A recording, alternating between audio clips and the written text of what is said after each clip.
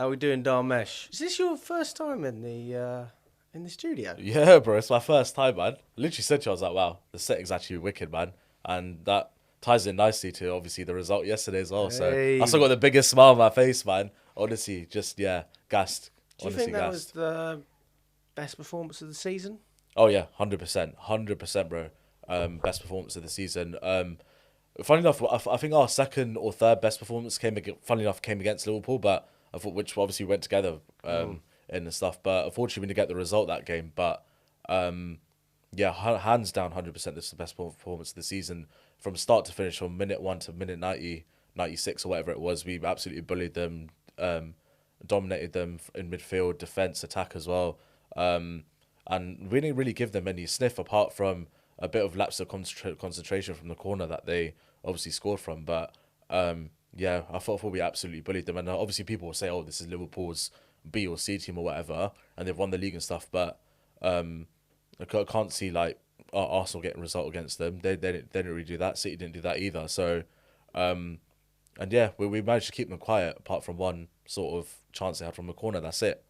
I'll be honest with you, mate. Like, I always felt a lot of pride after the game at Anfield. I remember when I was doing a few interviews outside the stadium, and Paul Winstanley walked past us, and he smirked like it was a bit of a cheeky smile, as if to say like, "Oh, we're looking good," you know. And I kind of agreed with him. To be fair, at the time, I thought we look great. Yeah. And I know that Maresca's style of football is extremely passive at times and very uninspiring. But, I mean, yesterday just didn't look anything like what I've seen for the majority of 2025. It was totally different. It was fast. It was energetic. It was still direct. Like, it wasn't... We didn't pass backwards for the sake of passing backwards. We were able to transition. I saw counter-attacks, which I love, by the way. I love counter-attacking football. I Yeah. think it's brilliant. If you can combine that with possession-based football, then I think it's great. Because You're you don't winning, want to aren't be you? you Yeah, don't want to yeah. be one-dimensional. You don't want to be a team that always plays the same type of football, which I feel we have for a large portion of this season, which is why teams have been able to figure us out.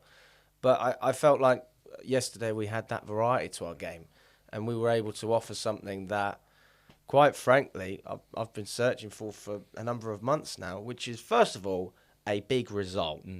The biggest result of the season, if you look at the calibre of the team we've beat. Hands down, yeah. And an even bigger result for two more factors, the performance and the timing as well. I mean, we were desperate. We were desperate at Ipswich, we were desperate at Brentford, but we didn't get anything out of those games. But to come at a time where our back is well and truly against the wall, not only did I think that the performance was great, we actually got something out of it as well.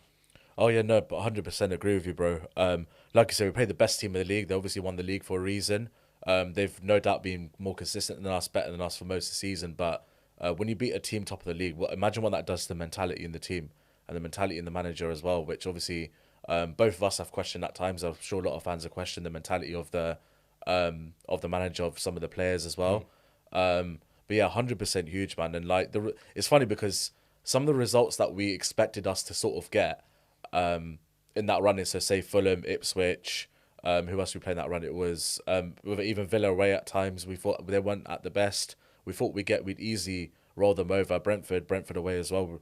But then we get to the harder sort of run, which we're in at the moment, where we beat Fulham away. We obviously breezed past Jura Gardens. We beat Everton at home convincingly as well. And we beat Liverpool convincingly as well. So we just have to keep it stepping, keep it moving.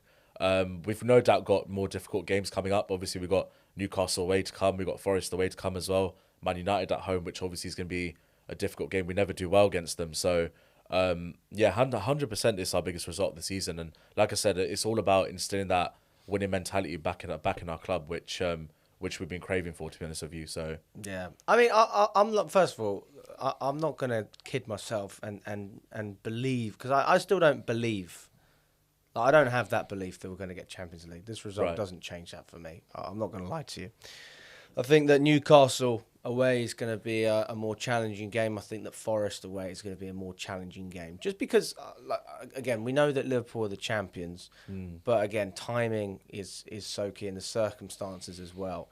We had a number of things in our favour. We had the fact that Liverpool have already won the league. I mean, this is their first game as champions. They were most likely hungover, except Salah and obviously Konate. Some Muslim players don't drink, but you understand what I mean there. And they rotated a little bit as well, so I don't feel like necessarily from a Liverpool perspective, well, I know they don't care because they've already won. They were just playing for pride. We have genuine ambitions to still fulfill, and we haven't achieved our goal. So, looking at this fixture, as much as I give credit, and I am totally, I've got nothing. I mean, maybe the set piece we conceded, we can talk about that later. Yeah. But very limited criticism. I mean, every part of the pitch that I can look at, defence, midfield, attack, it's just solid, mate. And Maresca's style is all about being in control. We were in control from minute 1 to minute 90. We were all over Liverpool. We created more chances than them. I presume we probably had more possession. I haven't seen that. Joe, I actually saw the stat yesterday because I was watching some of the post-match stuff on Sky Sports. I think it was like 35% possession for us. For us? Yeah, for us, and 65 for them. So, but Joe, I remember times during the game where they had the ball, but they didn't really do anything with it. Like you see sometimes, and that obviously coincides with, like, say, McAllister or Szoboszlai playing, but obviously both of them didn't really play. So they weren't really threading any balls to, like, Salah or the likes of Nunes, Jota and stuff. And every time they sort of had the chance to get the ball, it was getting mopped up anyway by our defence. Our defence were that aggressive, that aggressive onto Liverpool's attackers. So like even when, like I said, even when they had possession, it didn't feel dangerous. And I thought maybe for about 5-10 minutes spell, that's maybe the only time we lost a little bit of controls, when Lavia probably came off. But then we saw that against Everton as well, and that obviously is a big factor as to why we're so good in this moment in time. Is because I can't believe we only had 35. That seems like foreign. That's Yeah, got to be the lowest does, yeah. we've ever had in a game this season. Yeah, but then obviously on the counter attack, we obviously looked much more dangerous. There was times where Madueke was cutting in, Neto as well, whenever he was on the right wing or left wing. Palmer obviously created the goal for the second goal, and then a couple of errors from Liverpool. Jackson had that chance, a couple of chances as well. So in terms of quality of chances, we had more chances, but Liverpool just they literally did nothing. But obviously you mentioned about them not fielding their best team, but they still had the likes of Tsimikas over Robertson, and a lot of Liverpool fans actually prefer Tsimikas over Robertson just because of how much he sort of regressed compared to before. And even say Curtis Jones. Curtis Jones is not obviously a regular starter for them, but he still ruined us, to be fair, at the start of the season, didn't he? But only player maybe say that was definitely like a BC team player was Endo, and obviously we were lucky that Gravenberch wasn't playing, to be fair. But it was still a strongish side from Liverpool. They still had Salah, Well, they had Jota, their Van whole Dijk. spine. Yeah, they had their whole spine. Yeah. Van Dijk, Alisson. Obviously, Konate is a good player for them as well. He's done really well this season for them. And that Kwanzaa's rubbish, man. Honestly, I wouldn't take him at Chelsea. I don't think he can play Championship level, man. He's crap, honestly. Nah, I'm not a big fan of Kwanzaa. Isn't he the one that slid into was it Astrid's DMs? It was him, wasn't it? Yeah. Oh my god, man. He's having stinkers on and off the pitch, man. Literally. He's literally. the guy. It's the same one. Yes, isn't I think it's the same one. Yeah. I think it's the same one. But yeah, it's they had Trent in there as well. It's official now. He's here we go. He's going to. I mean, we already knew he was going to Madrid, to be fair. But no, I mean, honestly, mate, like, I agree with what you're saying. I mean, they did have a strong lineup. I predicted before the game, before I saw the lineups, I thought the rotation would have been a little bit heavier. Yeah, same. Yeah. From a Liverpool perspective, the only difference was I thought we'd see Sancho instead of Neto. Apart from that, pretty much what I expected. Yep. I'm glad that we had Lavia in there.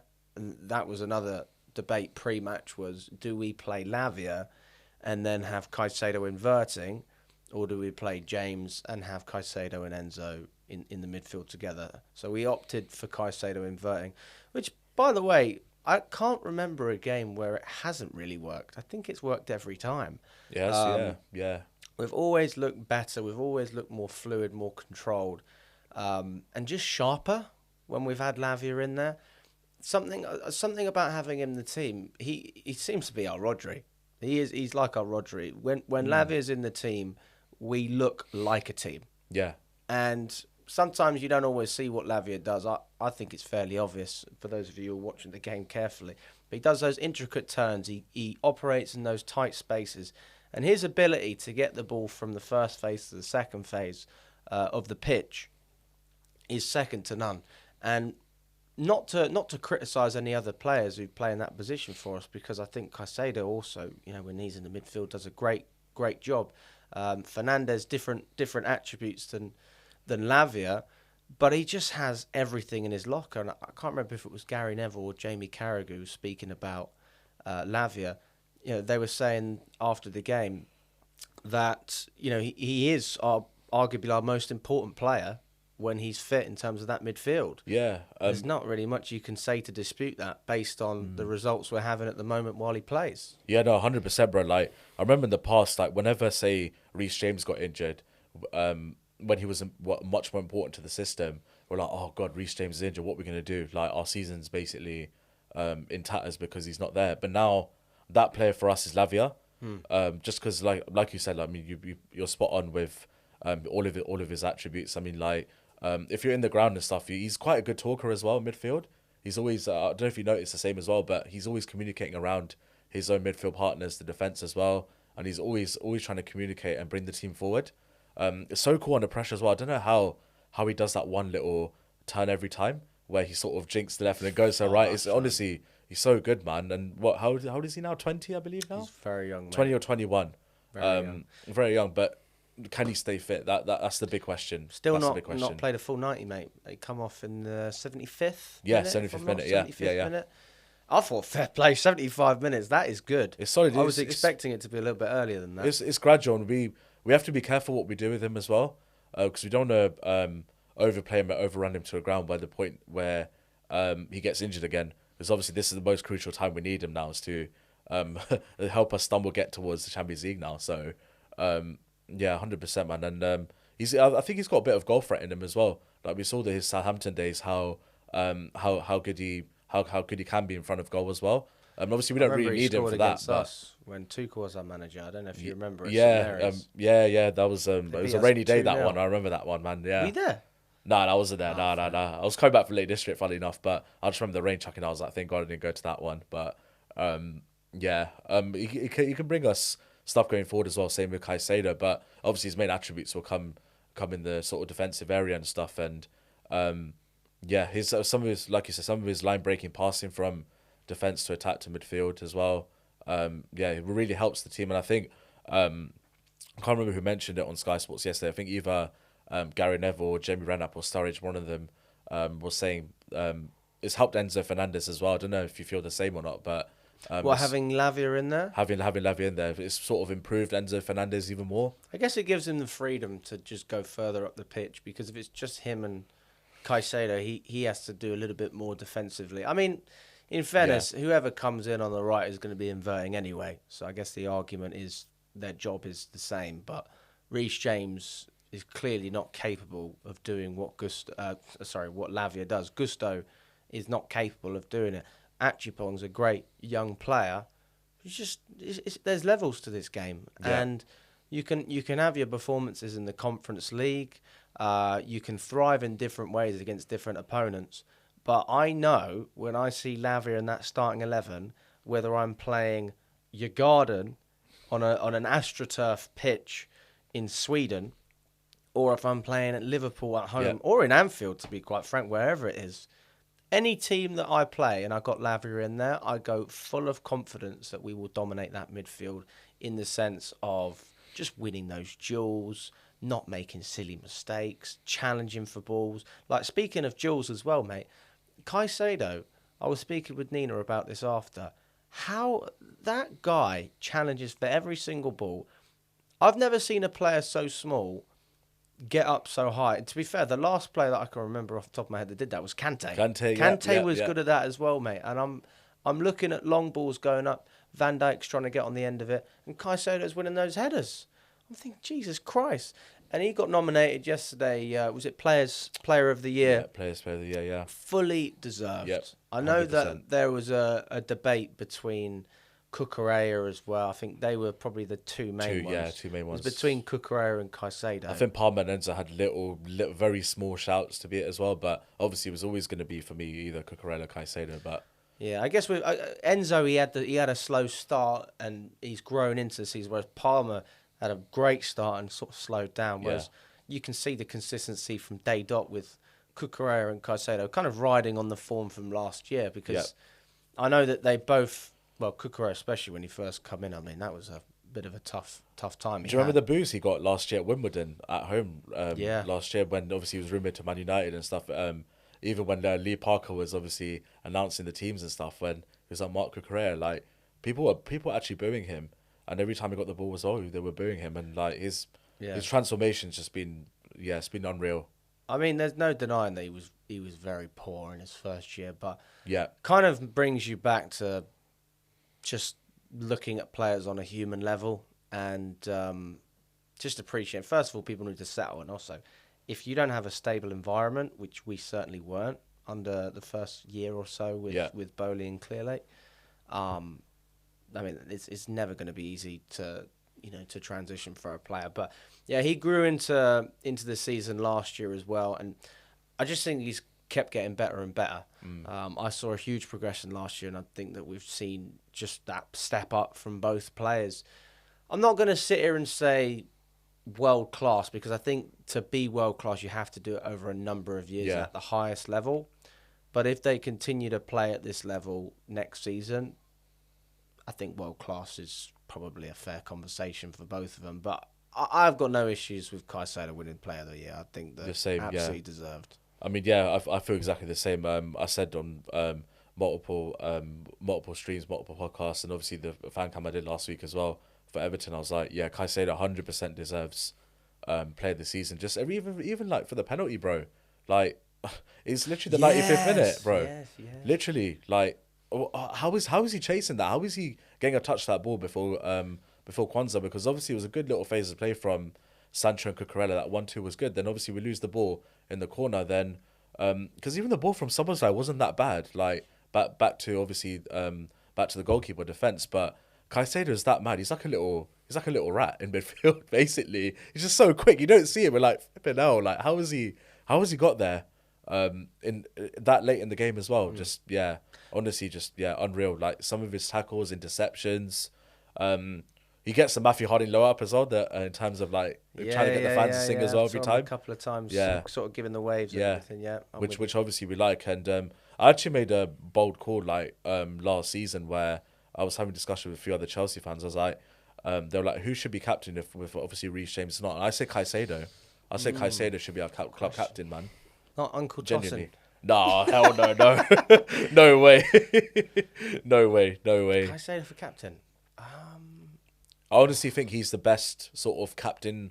I'm trying to think. I'm not like disagreeing. I'm just sort of bouncing players around in my head to think who I would pick. Obviously, other shouts are. Obviously, other shouts. Well, Enzo's obviously our current club captain at the moment. When obviously Reece isn't there, but I think Enzo. To be fair, that's probably.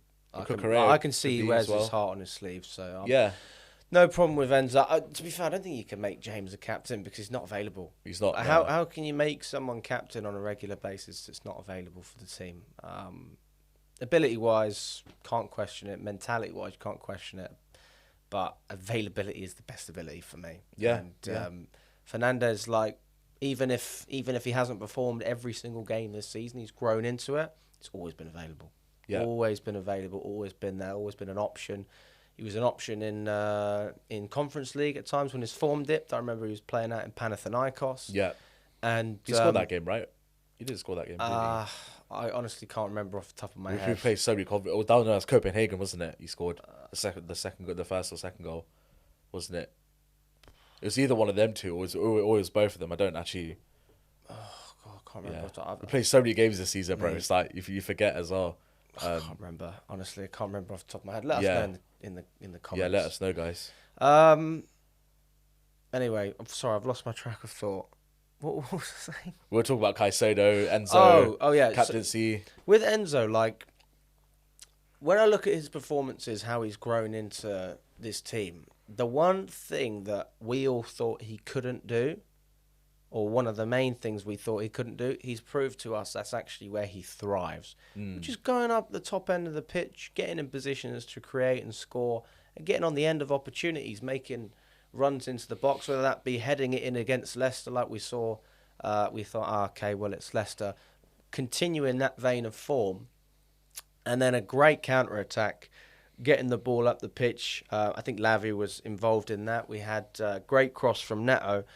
It was just a solid finish. Like, forget the fact that he scored. It's the way he scores. It's the composure that I'm seeing from Fernandes and the passion as well. Like, this is a guy that, when you talk about mentality, and we let's not kid ourselves here. We still lack a lot of mentality at this football club. Yeah. But that is one of the characters that I look at and I say, you have whatever it is, you have it. You have the ability. You have the mentality. You have the quality, quite frankly. And I can't wait to see what he can do next season. We're going to have a stacked midfield. We're going to have more options in there than we've ever had. Arguably the best midfield depth in the league. We're going to have Isugu coming in. We're going to have Andre Santos in there as well. You've got Caicedo, Lavia, Fernandes as well. Yeah.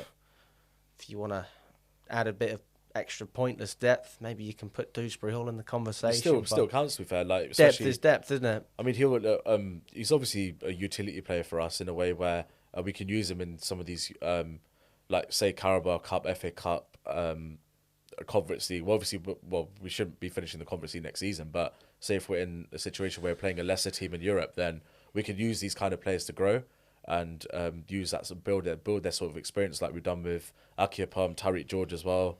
It's true, man. It's true. I mean, do you think we'll finish in the Champions League? Because I'm not.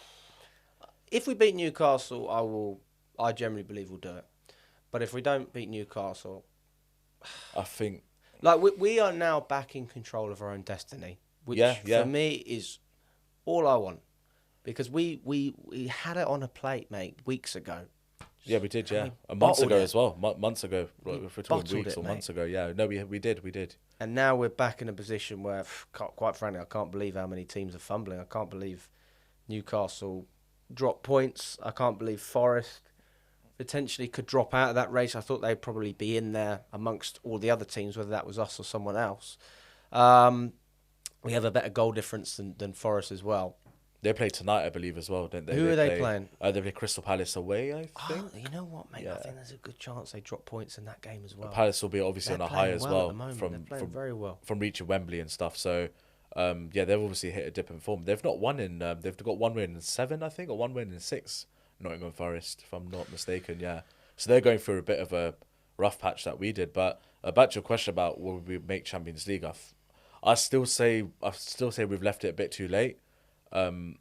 For us to make Champions League, I think games like you said, Newcastle away and Nottingham Forest away will be difficult. Will be really difficult for us. But if we do somehow get a result in either of those games, and then you just never know Man United, do you, as well? Like I said, we're always crap against these guys. We're always rubbish against these guys. So we're relying on that as well. My gut feeling says no. I think, like I said, I think we've left it a bit too late. In terms of what we need to do, what we need to achieve in terms of build up the goal difference a little bit as well. But then the plus side is we play teams around us. So, like I said, it's in our own destiny to. So, like, people call it relegation 3-pointer. This is a Champions League 3-pointer for us. Yeah. So, go and beat Newcastle away. Then I think we're 1 foot in the Champions League.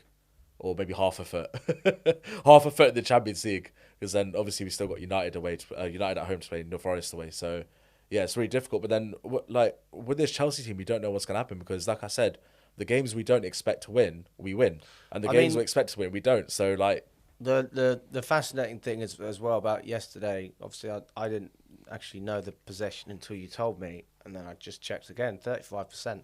That's correct, isn't it? Yeah. Yeah, it was correct. Yeah.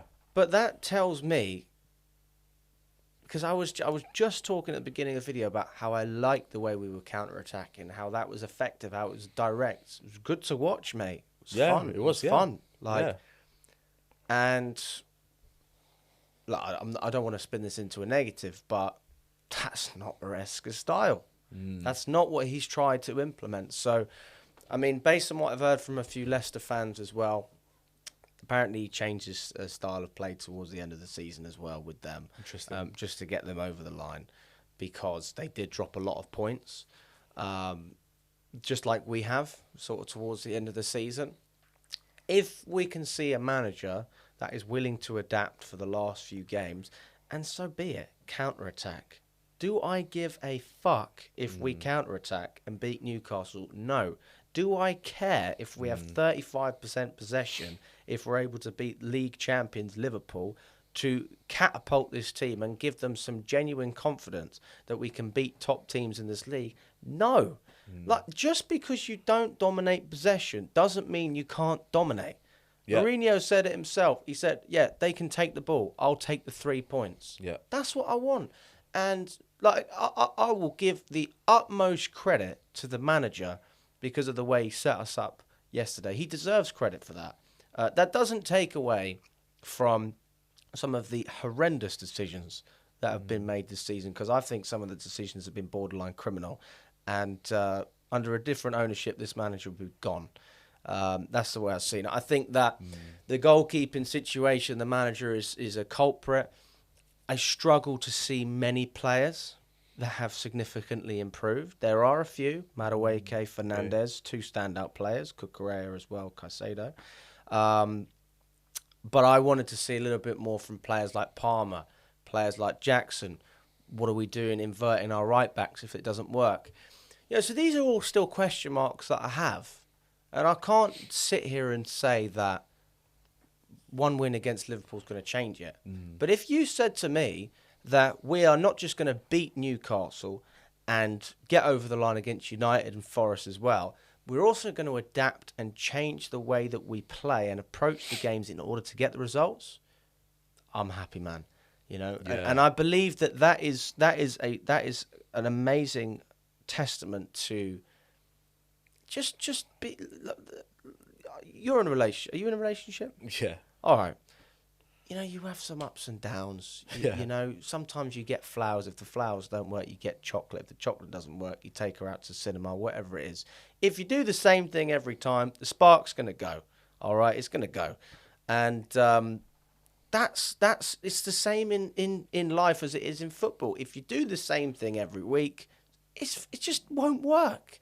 And that's the thing that frustrates me, is making the same mistakes over and over again. It's the definition of insanity, right? If you're expecting a different result. And we've changed something and it's worked. Well done. You know what? You have my respect for that, Maresca. Please use that as a building block to go into this team with some flexibility. If you have to change something for the benefit of the result, do it. I mean, Madueke on the left is one example, by the way. Love that.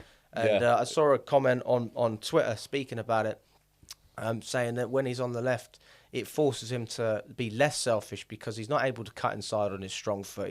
He has to cut it back onto his right foot. It sort of puts him in a position where he whips in more crosses, makes things happen in that sense. I agree with that. And I like having Madueke on the left. I think it adds a different dimension to the team. And for whatever reason, I just think that it gets more out of him as an individual as well. I don't know what you think about it. I mean, we saw it against Everton. Yeah. I was so impressed. And although it was a controlled performance, different to Liverpool in terms of possession, I think that he was still decent in both games. I want to see that again against Newcastle. I want to see him carrying through. I don't know if you've seen Sky released the most goal involvements over this season as well. I think Madueke is third on that list, third or fourth. Well, third out of the whole team. Okay. So it's Palmer, then Fernandez, then Nkunku, and then I think it's Madueke or Jackson. So he's sort of around the top five. Like, fair play to the man. Fair play. Yeah, definitely. I think Noni's definitely improved under this manager, I think, as well. And I do like him on the left because I think Noni's best attributes are ball carrying and personally dribbling. And sometimes he's got a good shot on him. He just doesn't do it enough for me. And it's kind of predictable when he plays on the right because defenders will just know to show him on his sort of left foot so that you can cut in. But then when you stick him on the left, it's a bit unpredictable because he's using his right foot more now. So that sort of causes trickery in the defender's mind. Like, oh, what foot is he going to go for, the left or the right? Whenever he sort of cuts in from the left onto the right. So yeah, I do definitely like the Noni experiment on the left. I think that's something that I'm glad Maresca's adapted to as well. And I'm still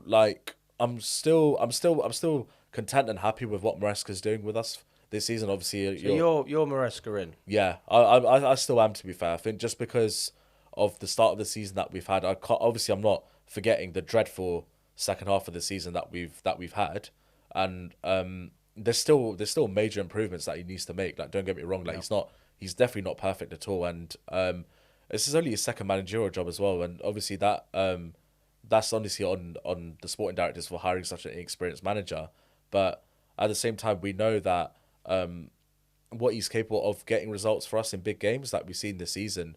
Like I keep going about this run that we went on the start of the season where we weren't expected to pick up points, but then Maresca pulled it out of the bag for us. And you talk about consistency or big games? In terms of big games at the start of the season, where obviously we had Arsenal at home, we had Liverpool where we played well, but obviously we didn't get the result. The results really weren't there, but we were still performing on a good level. We beat Villa at home. Yeah. Tottenham we obviously beat every time. That's 6 points guaranteed every season anyway. But yeah, yeah, and like honestly, and you could end up with a trophy this season. I mean, obviously the Conference League is not the biggest trophy ever, and there's nothing to celebrate massively about. But imagine the confidence that will bring the manager and for the players as well. But like I said, there's still major improvements that Maresca needs to make, and there's some decision that I've questioned as well. The goalkeeping situation, like you mentioned as well. I believe he was directly involved in that, which is one of the for me that was the straw that broke the camel's back was the goalkeeper, and looking at the situation now, I think we can agree that Jorgensen's not good enough to start either. But for him not to have been given a similar opportunity as Robert Sanchez, for me, I didn't understand it. I didn't get it because you had a keeper that was underperforming. By Premier League metrics, the worst keeper in the league, if I'm not wrong. Yeah, he's the worst keeper in the league. Yeah. And you're telling me that you can't find a goalkeeper that's better than him. Well, we already knew that we had one that was better, but we sent him off to Strasbourg. And that was the number one thing for me. And then, the list continues. This isn't the video for that. This really isn't the video for that. But just to be clear, though, I know a lot of people were sort of, what's he going to say about Maresca this time? He must be rattled because Chelsea won. He's angry. He's fuming. Guys, I want Chelsea to win. If Chelsea have Maresca, good. No problem. If we're winning, we're winning.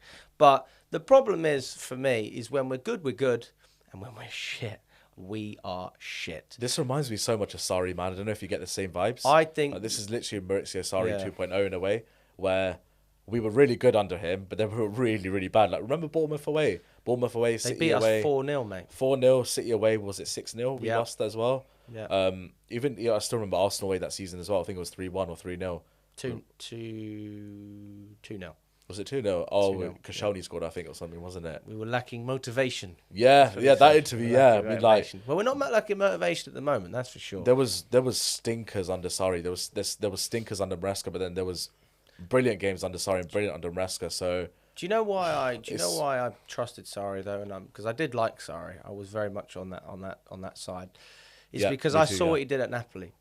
And I believe that with support and time, he would be able to build that at Chelsea. I don't know what Maresca can do. I've never seen him do anything.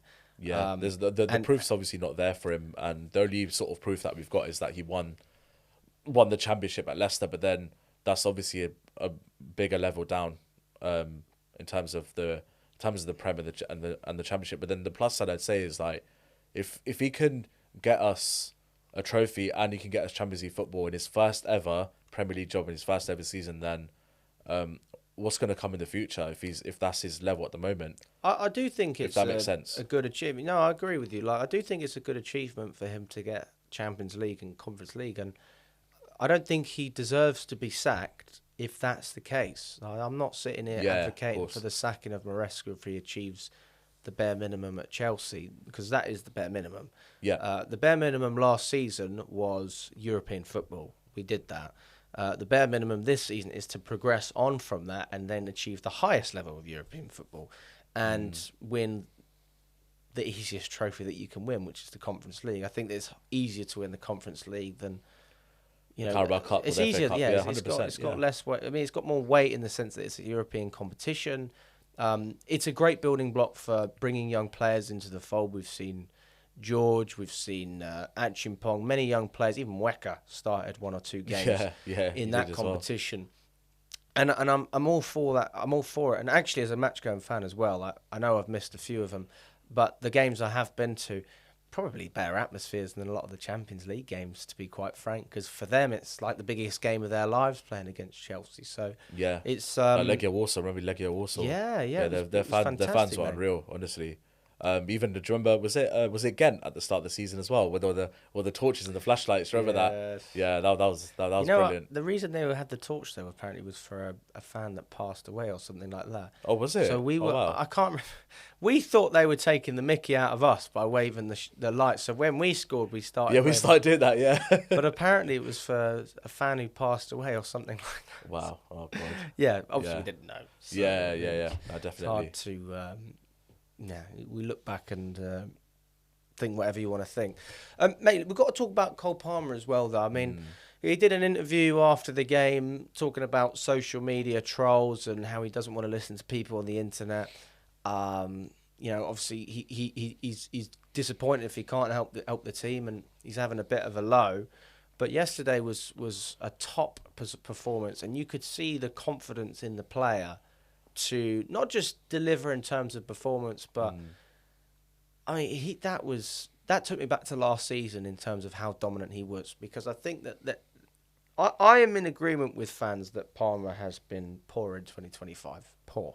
Yeah. But when I say poor, you've got to give it a bit of context. It's poor by Cole Palmer standards.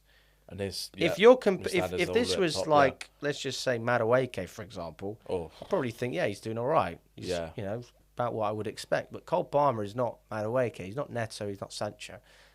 He is a level above everyone in this team in terms of those positions. A level above everyone in the league, I think, as well. Like we're talking, obviously a top class player. I'm not gonna put the word world class in there because obviously for me, my definition of world class is a little bit different. But What's your definition?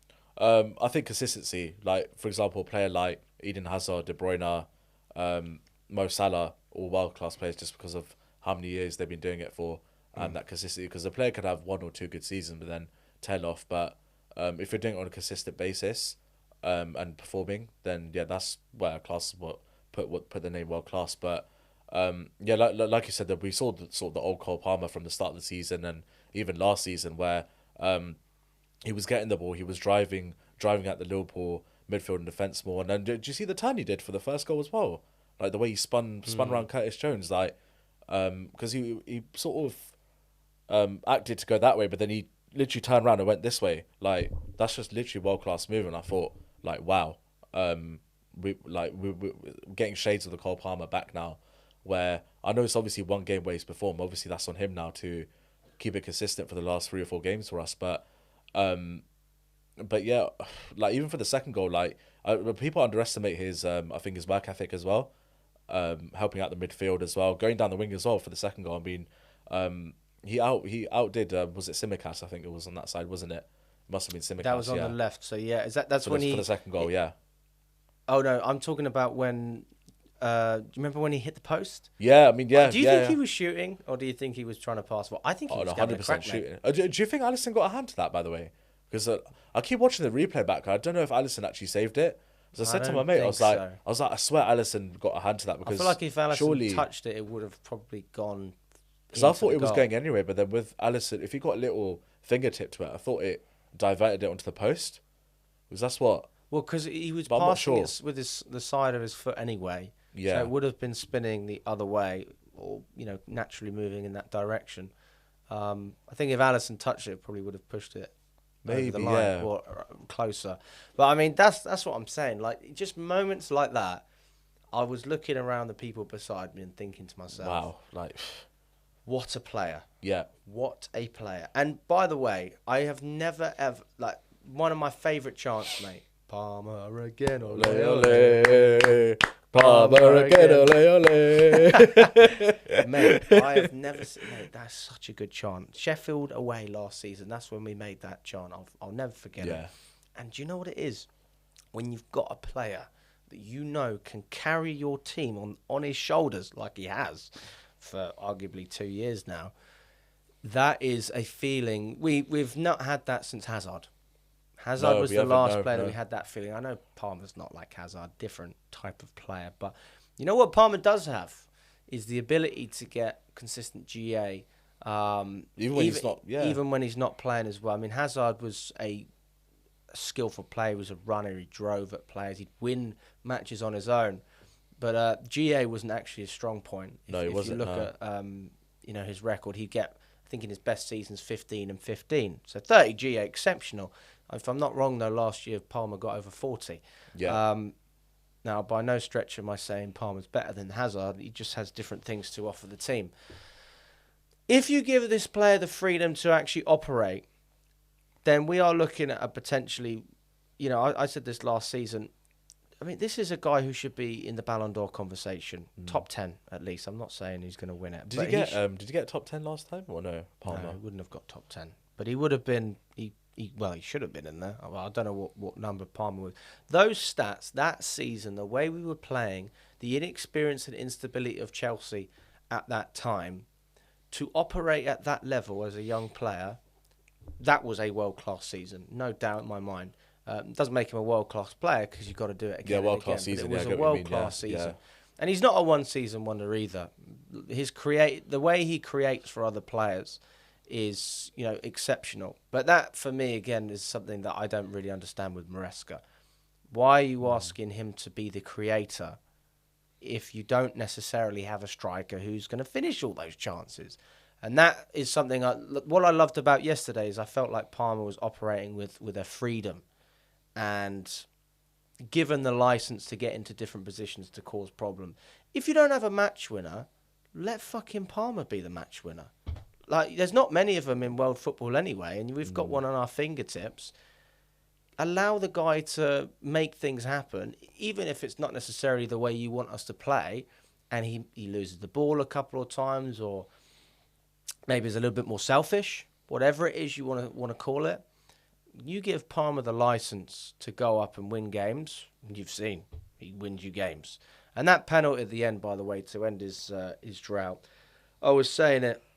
He did not look nervous. He did not look nervous. No, not at all, People, no. obviously, we were bricking it, but Yeah, of course. mate, that guy was not nervous. There was no doubt in his mind he was going to score that goal. He buried it, and I'm just so happy for him.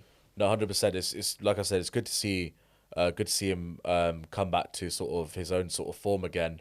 And yeah, literally, there's not enough words to describe how good this guy is, honestly. And if we can, like I said, his interview as well. I don't know if you could listen to his interview at the end as well. Very honest as well, very quite emotional as well. Because you could tell it was bothering him in terms of the off-field talk about him not performing and stuff, and you could tell he was like had so much passion inside him. Do you think he was bothered by it? I think so. Yeah. If did you watch the Sky interview after? No, I did. Yeah. I mean, when you like, say for me anyway, like yeah, maybe it gave him a bit of like a motivation, but I wouldn't have said it impacted him in a negative way. Like, I feel like he's taking it on the chest and he's just. As in, I'll talk about from like that's maybe a factor as to why his form dipped so much was maybe the off-field stuff that was going on. I'm not saying it's completely the issue, but I think it did play a part into his form being bad and stuff. And you could tell that in that interview as well, like he was literally speaking from the heart, literally speaking so honestly about how he knew he wasn't doing well and he wanted to get stuff on his chest, which he did as well. And obviously, he had a bit of a joke with Caicedo about being man of the match and stuff. Like, it just need to keep it up, man. Honestly, need to keep it up, bro. Yeah. Those two embraced at the end. I think Caicedo was praying on the pitch. Palmer gave him a hug. Yeah, gave him a hug as well. And obviously, he's watching the goal back with Noni as well. And you see that snapshot of him just looking up at the screen like that, looking like proper deep into it as well. You just know that this guy loves his football and stuff. Hey, And listen, man, yeah, that's why you become a footballer for the football. I mean, yeah. I know that you get a good lifestyle with it, but Palmer doesn't strike me as that kind of player. Do you think he'll start Thursday? No. No? Okay. No, I think we rotate heavily. If we don't rotate heavily, I don't know what we're doing. But then Maresca obviously didn't rotate heavily for the last game, wasn't it? Well, he leg game did. also, but then obviously He did rotate, but he rotated in a way that he still played the big names without playing them for a long time. Basically no key player, maybe one or two, played more than 45 minutes. Yeah. So I reckon Palmer starts, on Thursday. Oh. I actually do think so. Obviously, he's not going to play more than like 50 minutes. I think he'll come off at half time, but I think maybe to keep the momentum going, maybe, possibly. Well, I could see some sort of involvement. Either he comes on at the second half or he starts the game. I do think he'll get involved somehow, but then you never know, because obviously we're 4-1 up now. So. I hope he doesn't play, but we'll see. Yeah. We'll see. I mean, if it's a 45-minute job, he get another 2 goals in the first half, then sub him off. Well, I'm not going to say no, but just keep him fit. Keep him fit, keep him available. I want him to be fresh for the Newcastle game, but we'll have to wait and see what happens. Another thing I want to speak about as well, mate. We haven't spoken about the defence. Cucurella, that back line, obviously Caicedo inverting as well, is solid as a rock. I mean, you look at the goal we conceded from the set piece. That was really poor. I blame Noni for that. He was the one that was actually marking Van Dijk. Obviously, God knows why he was the one marking Van Dijk, but that's probably on the set piece coach that we have. But was it Zona marking? It was zonal marking, yeah. Well, that's what you get then, isn't it? You get a mismatch sometimes. Mismatch, and then, obviously Noni should attract Van Dijk. Good header from him nonetheless, but it was definitely preventable. Should have stuck Caicedo on Van Dijk, mate. Oh, yeah, 100%. The amount of headers he was winning, man, against him as well. So, yeah, or maybe get someone like a Chalobah or Colwell on him. Yeah, just not enough of a challenge for that goal. But again, it's kind of pointless looking at it now. But it could have been the catalyst for a potential comeback. I mean, because we've seen this could have been typical. We've seen games where we've thrown away so many leads, man. It's just like when that went in, I was like, oh god, man, not again. I can't deal with this, man. Honestly, but then that's where we've looked different. Past couple of weeks where our mentality's been a little bit different as well. Our aggression as well, and to keep the consistency going, has really helped us. So yeah. 100%. I've been really impressed with our defense. the defensive progression as a team. I'm not looking at individuals necessarily as much. Cucurella is the shining light. Yeah. But I don't think I look at Colwell and Chalobah and even James, Gusto. Tosin wasn't here. I don't see massive individual progression from any of those players. I think that Chalobah was pretty decent last season. Colwell, don't think he's come along that much. I mean, not consistent enough for me to really talk about him and think, oh yeah, this is the guy I want starting for Chelsea next season. This is the guy that's going to push us onto winning or challenging for a Premier League based on what we expect from this project or what we're being told about this project. But the fact that we're able to keep the clean sheets is huge. And I think that's also a testament to the midfield and the work rate from our wingers as well, tracking back. Palmer as well deserves a lot of credit because he's chasing down a lot of those loose balls. Yeah, does that every game, yeah. Oh, mate, so underrated his work rate. And that's one thing I've never doubted about this team. I've been angry about some of the tactics. I don't like the approach at times. I don't have any doubts whatsoever that this team are not giving 100%. I believe that they are fighting for each other. I believe they're fighting for the manager, whatever you want to call it. I believe that they're trying as hard as they can. There's notion in games that they're not giving 100%. And Kunku, maybe at times you would make that argument. Understandable, considering he doesn't want to be here. But generally speaking, I look at this team and I say, this is a team who actually want to win and have that passion and drive. So it's even more of a concern when sometimes you don't see some of the other things. But look, it seems to have come together since we beat Fulham. I just pray that we can keep the results going. Yeah. I bumped into one of the owners after the game as well. I saw Mr. Wiss. I called him Hansi Wiss, but It's Hans Jorgvis. Yeah. I don't know if I said it wrong. Who knows?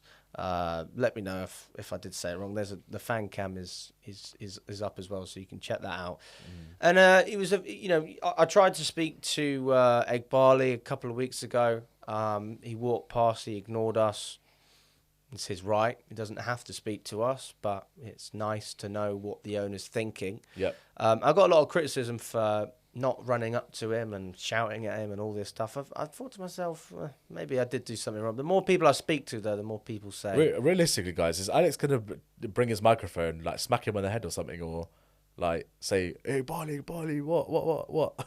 He's not gonna run. He's not gonna run with his microphone, guys. So can't be a bit of slack, man. Can't be a bit of slack. I don't know. I just felt like we asked him to come over. He didn't come over. It was one of those things. Yeah. Like, there's only so much you can do. Anyway, with this anyway, he was walking past. I was just doing a fan cam on my own, and I saw him there. Or someone said, "Hansy, this is there," and I went, "Oh, okay." I was like, "You all right? What did you think of the game, Mr. Viss?" And he was like, he come up to me, which again already is different. Like Barley runs off, Bowley keeps walking. Those straight up. So when I've spoken to Bowley before, I've had to walk with him. Yeah. In terms of this, he stopped. He stopped there. Was happy to speak. Gave up a minute or two of his time, and he spoke about the performance. He felt like it was two great teams. He felt like we looked very good. We looked like a team. That was his assessment after the game, and he doesn't feel like we're a team of individuals anymore.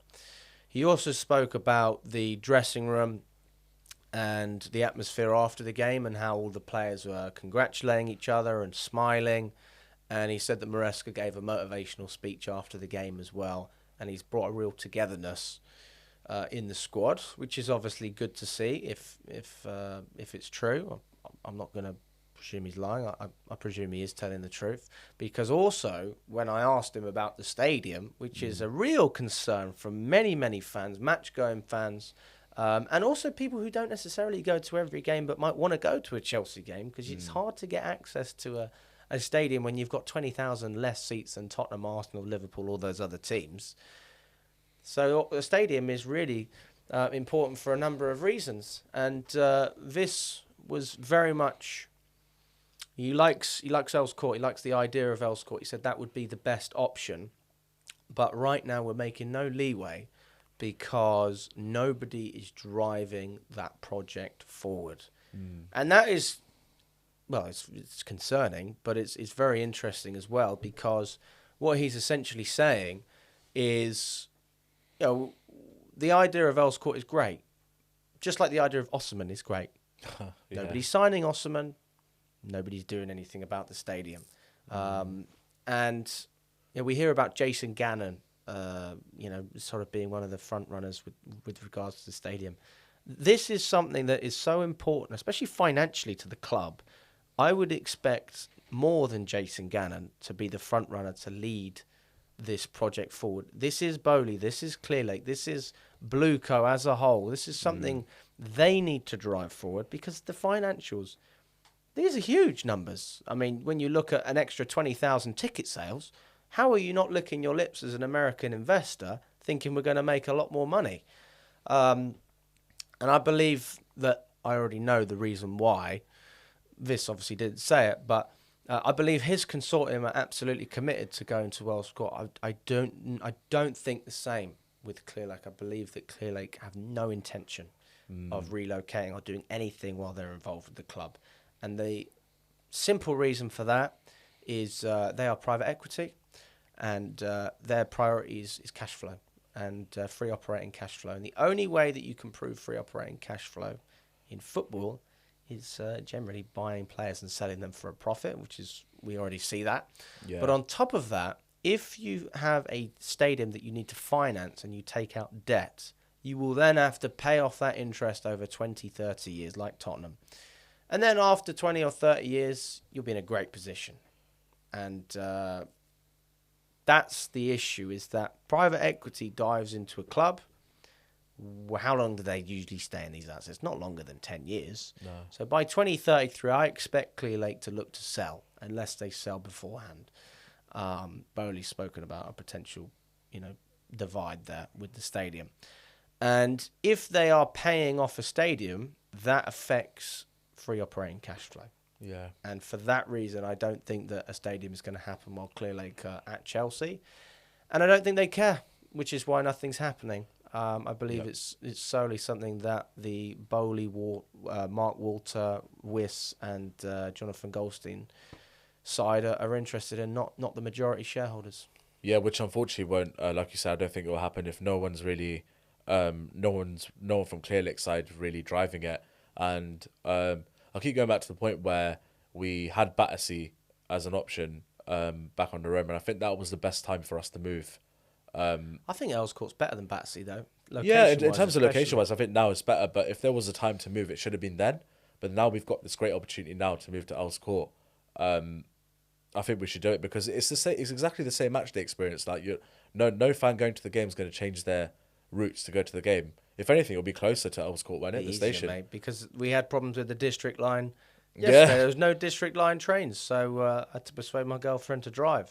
Yeah. Big up to Rachel. But how did you get there? When?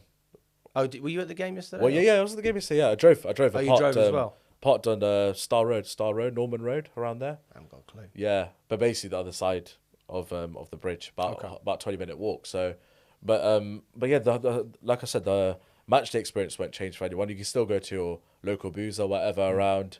You'll be close to the same as well, so you can just sneak in an extra pint if you want before the game, if you really want as well. And yeah, if it'll be exactly the same rituals that you're sort of taking as a fan to go to the game. So you're for Earls Court then, rather than expanding Stamford Bridge. I'm for Earls Court. I think it's the best opportunity for us to move. And like I just said, like you're not really changing your route at all to go to the game. You don't have to worry about parking other places. You don't have to worry about other travel commitments and stuff.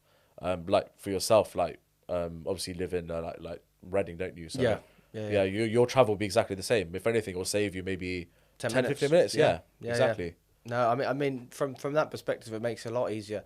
As well, you've got to look at it from, if we were to get an extra 20,000 seats in the current location, Fulham Broadway is already stacked on a match day. And the queues, the delays, it's not ideal, if we're being totally honest. It's not the worst, but it's not ideal either. It's not ideal. Yeah. And in in a situation where we can use Earls Court as a base, you've also got West Brompton. God, if anyone wants to walk to Fulham Broadway, it's a 25-minute walk. It's not too bad. You've got options. You've got plenty of options there. You've got lots of space. You've got lots of land to operate.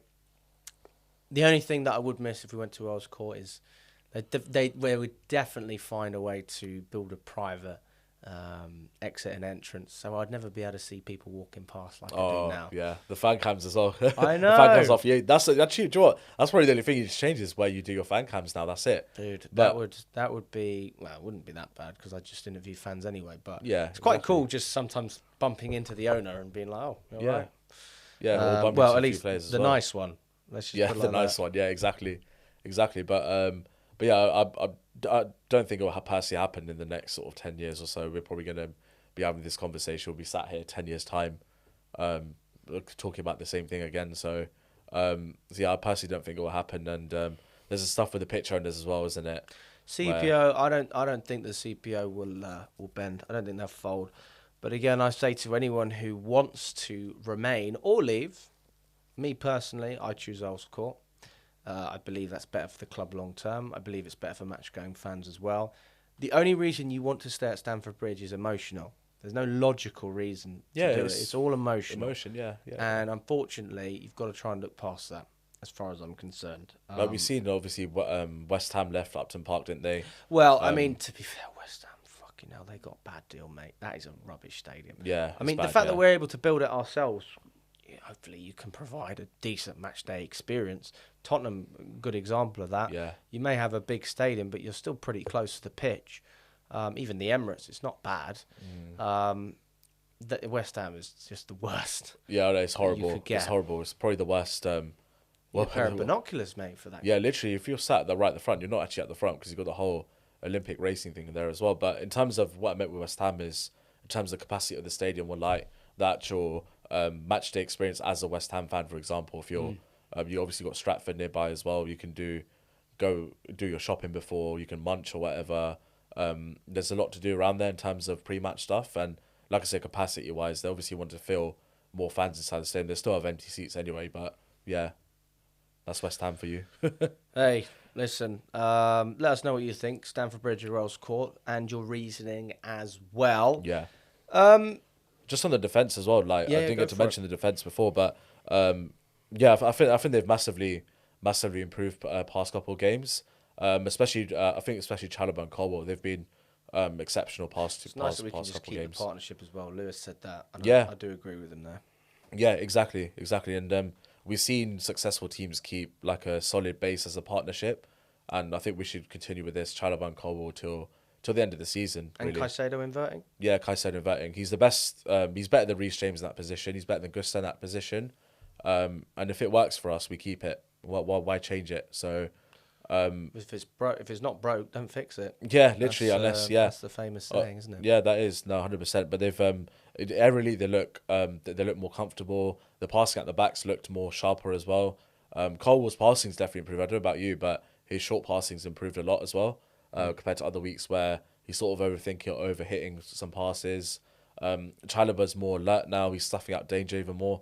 I mean, that I was watching some of the highlights yesterday. That header away from Nunes as well.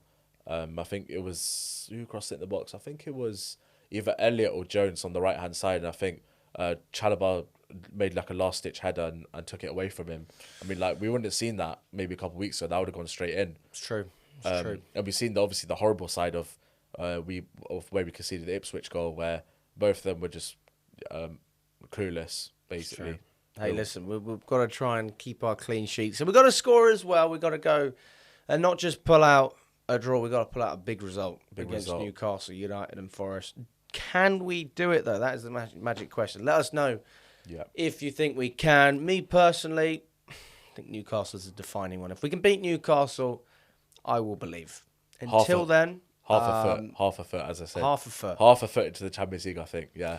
Listen, guys, let us know what you think.